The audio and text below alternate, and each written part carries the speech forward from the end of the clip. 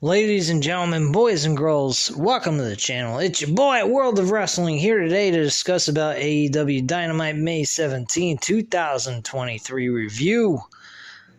This was a really kick-ass, entertaining show with a lot of good content that occurred.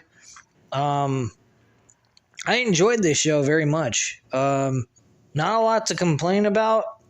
A lot of good wrestling. Jungle Boy competed against Roosh in a very close matchup. Roosh ended up losing in a very close matchup. He didn't look bad in defeat, though. I mean, Jungle Boy took a lot of damage in this match. Looked like the weakest one out of the bunch. Orange Cassidy and Darby Allin teamed together against Lee Moriarty and Big Bill, formerly known as W. Moriarty. Sammy Guevara was in action against an enhancement talent. He had an easy time with him. And Ricky Starks competed against Jay White. That ended up being a disqualification. Jay White finally lost his temper in the middle of the match and got disqualified in that matchup. So that was kind of interesting. Chris Jericho and Roderick Strong was the main event in my book, even though it was in the middle of the show and the halfway point of the show at the 9 o'clock hour. And that False Count Anywhere match was fucking unbelievable. Chris Jericho ends up losing the match because Roderick Strong and him go outside the arena, and with the rules based on the situation that anytime Chris Jericho is in an arena, Adam Cole can't be there. So they took it outside the arena, and it made Adam Cole legally able to actually be in the same place as Chris Jericho, and it was fucking excellent. I enjoyed it. They were battling in this dirt area by the parking lot, and Adam Cole delivered the boom shot from the back of the head with the knee, and then Roderick Strong hit his finisher and got the 1-2-3 for the closing of the match, and Roderick Strong walked away victorious in an excellent matchup. Very entertaining. Reminded me of the Attitude Era days. Fucking great stuff. Very entertaining stuff. Britt Baker and Hikaru Shida tagged together against Ruby Soho and Toni Storm. This match was whatever you want to look at it as. Ruby Soho and Toni Storm actually walked away victorious. Toni Storm is the one that picked up the victory for their team. And apparently, Toni Storm is challenged Jamie Hayter for the Women's Championship. So that is actually the match for the women's division for the pay-per-view at Double or Nothing.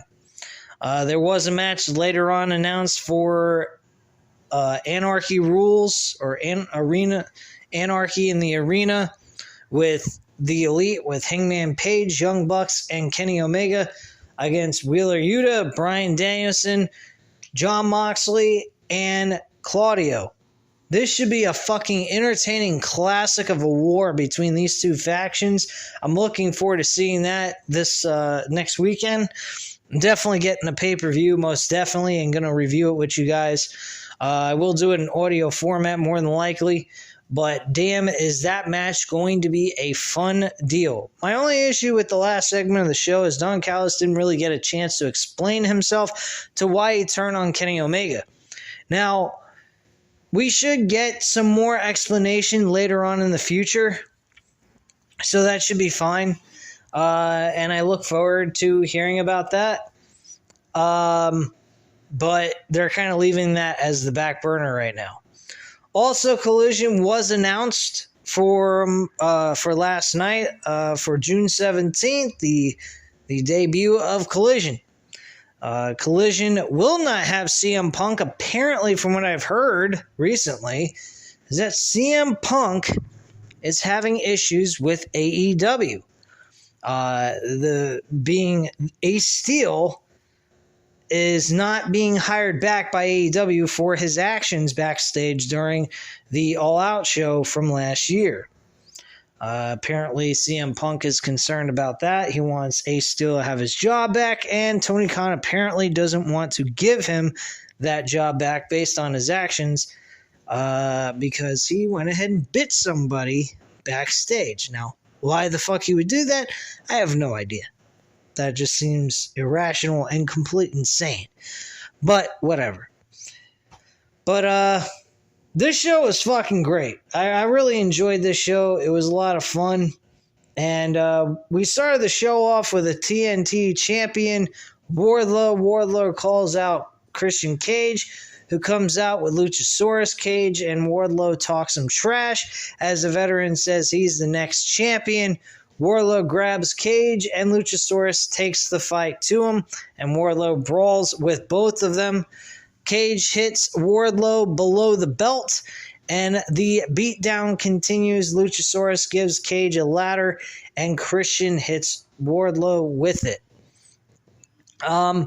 Luchasaurus slams Wardlow through a ladder, and Cage hits Wardlow with the kill switch on the ladder as well to close out the segment. Later on in the show, though, we get an announcement by Wardlow. He is giving Christian Cage the title shot in a ladder match for his TNT title. In my personal opinion, this is a perfect opportunity for them to give Wardlow a big push here and an opportunity to rectify some of the mistakes they were doing by beating Christian Cage in a match that he is well known for at winning a lot in. And I think Wardlow needs to retain the championship, beat Christian Cage. Christian Cage is here to put over Wardlow. I think Tony Khan has officially now got on board with the idea of pushing this guy correctly, because I don't think they would go ahead and do that and then just have Christian win the TNT championship. If they have Christian win the TNT championship in a ladder match, I will be very, very, very surprised.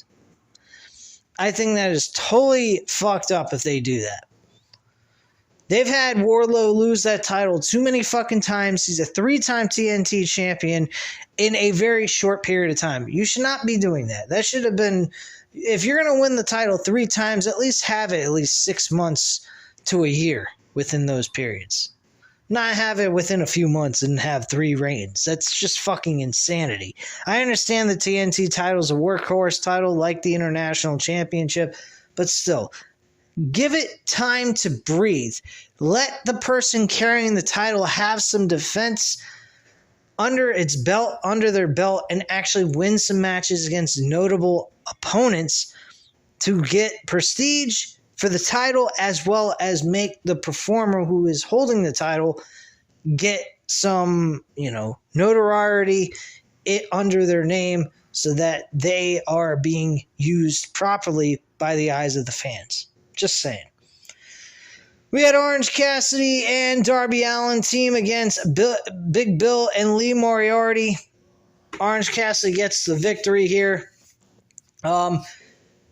Later on in the show, though, Orange Cassidy made an announcement that there will be a blackjack battle royale for his international championship, and anyone and everybody can join in on the fun, apparently. So apparently, Tony Khan and AEW have a big-time gambling problem, apparently, because every fucking battle royal, they name it after a fucking casino type of reference. I don't understand why, but whatever. But yeah, that is the situation on that. The Young Bucks arrive backstage in the parking lot, and they're surrounded by the Blackpool Combat Club, and they fight, and the BCC gains the upper hand as they outnumber the Young Bucks, and Moxley grabs the camera and says the BCC are the only elite in the business, which I'm starting to agree with him, because I think the elite are a bunch of pussies right now, because they just keep taking an ass beating, which they're probably going to get the victory against the Blackpool Combat Club to even things out, because they've been taking an ass whooping the last couple of weeks. I mean, every fucking week there's an ass beating by the BCC. or given by the BCC. So, yeah.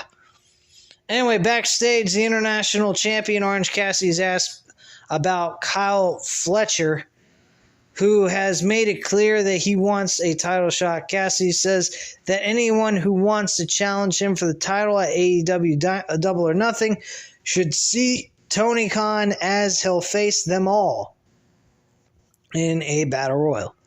Very weird that he would put himself in that kind of predicament. I think he might actually end up losing that title. Possibly. I'm not sure. Sammy Guevara went up against Exodus Prime. Don't know who the fuck that is, but it's an enhancement talent. Got their ass kicked in less than a few seconds. Sammy Guevara connects with a GTH, go to hell, for the win. Guevara grabs a microphone and looks back on his journey up to this point. He notes that the fans have seen his mistakes firsthand. Guevara brings up AEW Double or Nothing and says he's been doubted his whole life, but he doesn't listen to it. He says that he will win the AEW World Championship at Double or Nothing, and that's pretty much that. A video package also highlights the AEW World Championship match at the AEW Double or Nothing pay-per-view. We have an in-ring segment with Jeff Jarrett, Jay Lethal, Sanjay Dutt, and Satnam Singh, which I did not give two flying fucks about. Why Jeff Jarrett and Jay Lethal are getting tag team title shots is beyond me, but it is what it is. Jeff Jarrett, Jay Lethal, Sanjay Dutt, Satnam Singh come to the ramp when Tony Schiavone invites them to the ring for an interview, and AEW Tag Team Champions FTR blindsides the faction, as they shove Singh off a stage and through a table. FTR beats up Jarrett and Lethal and goes for the big rig. Karen Jarrett gets in the ring and hits Cash Wheeler below the belt. Jeff Jarrett drops Dax with the stroke, and Jeff Jarrett and Jay Lethal break guitars over FTR's heads and stand tall with the titles. So I really hope FTR are not losing tag team titles at the pay-per-view. I highly doubt that's going to happen.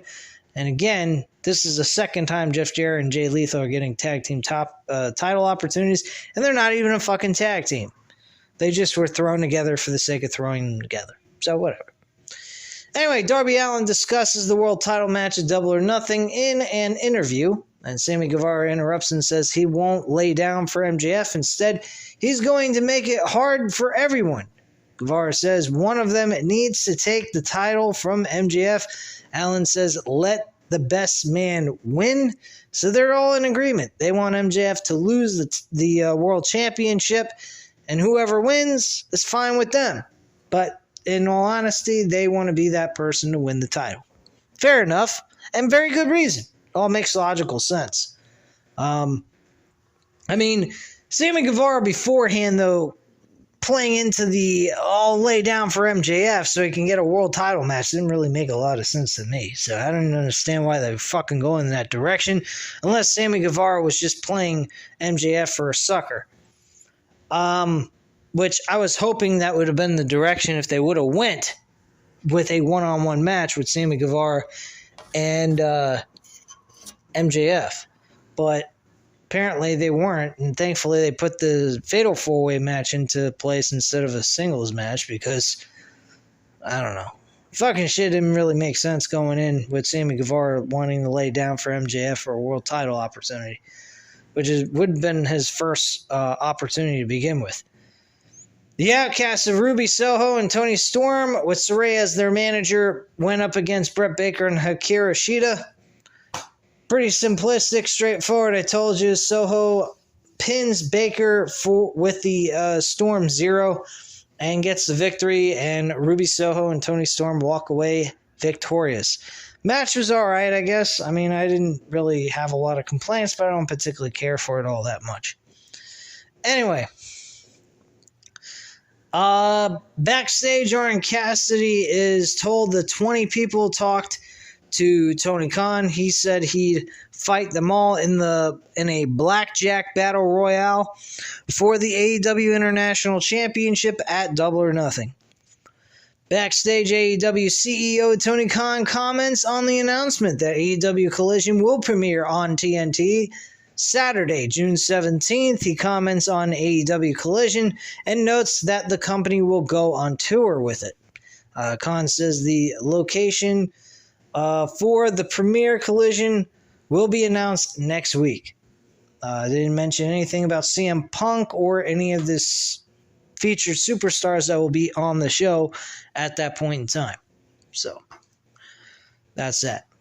Falls Count Anywhere match with Chris Jericho, Roderick Strong. I already told you guys about that. It was a fucking entertaining match. The best match on the entire card. If you thought it was not, then there's something wrong with you. This reminded me of an old school hardcore match back in the day for the Hardcore Championship in WWF Golden Years. And this was pretty much like that. This was a lot of fucking fun. Seeing them battle all across the arena and into the concession stands and then outside the arena was fucking fantastic.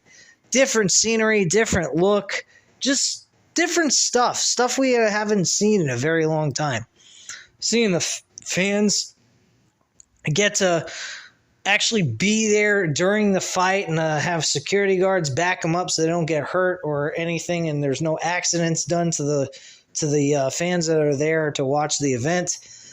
You got a fan that was actually like going ahead and making a fool out of himself on camera to get noticed, which I thought was absolutely funny. He was like, I guess, pretending to hump something. I don't know. It's very fucking weird what the fan was doing. But he was trying to get all the attention from the cameraman. He kept following the cameraman wherever he went with the fight. And he just was acting like a fucking buffoon and an idiot. But Roderick Strong walks away victorious with the win here. Very entertaining and fun matchup nonetheless. All right, moving on here. All right. So Jungle Boy Jack Perry went up against Roosh. This was a good match. Very decent, entertaining matchup. Very happy with this. But they made Jungle Boy look a little weak, in my personal opinion. Just my viewpoint.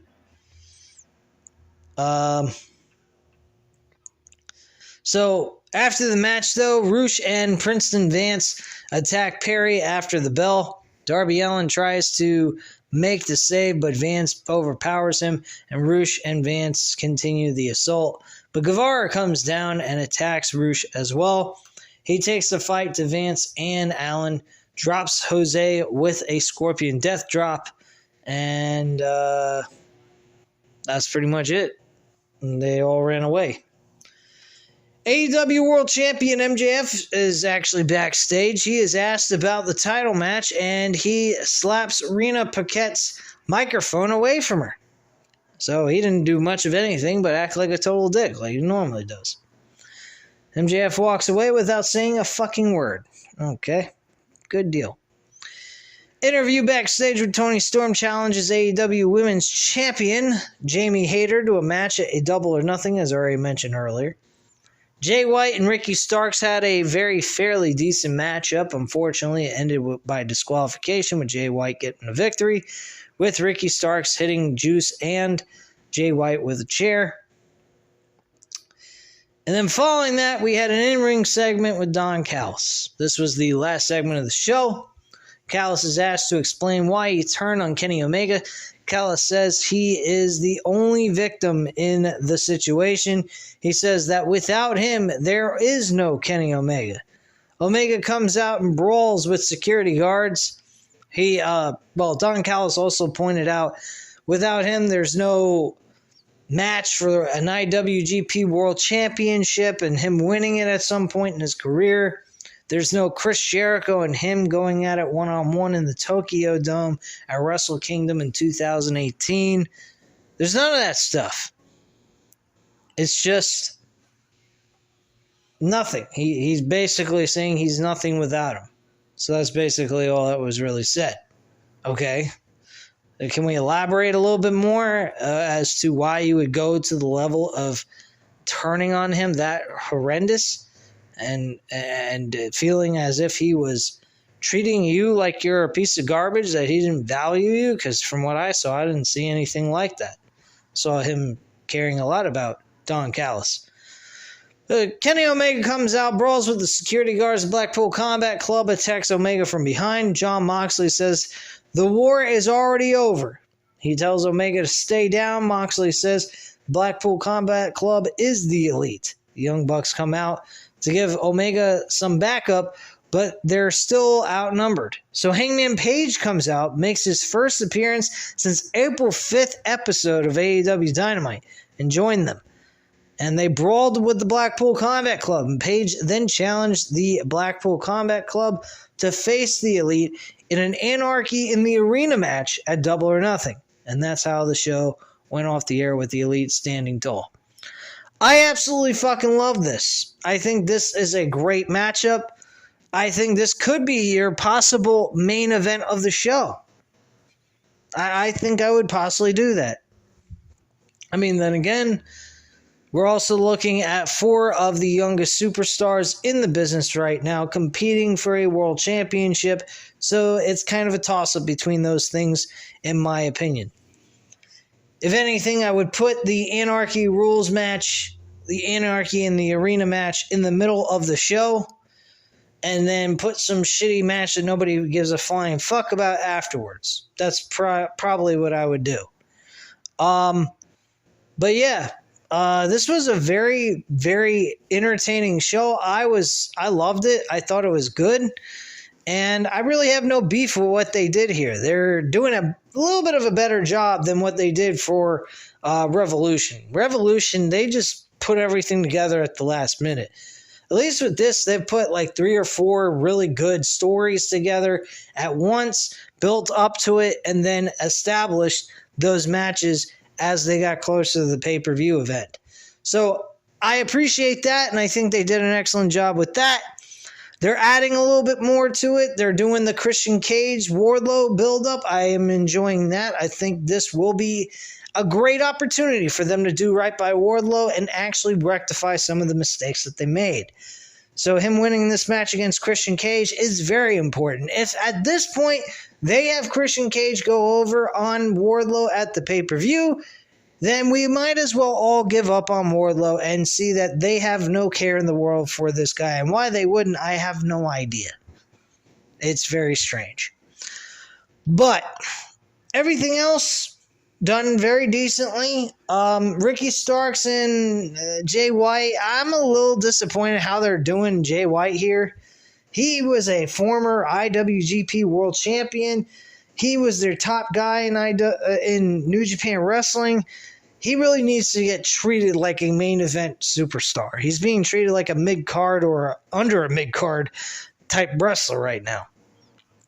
And Ricky Starks was doing some good stuff, and then they just kind of dropped the ball with him.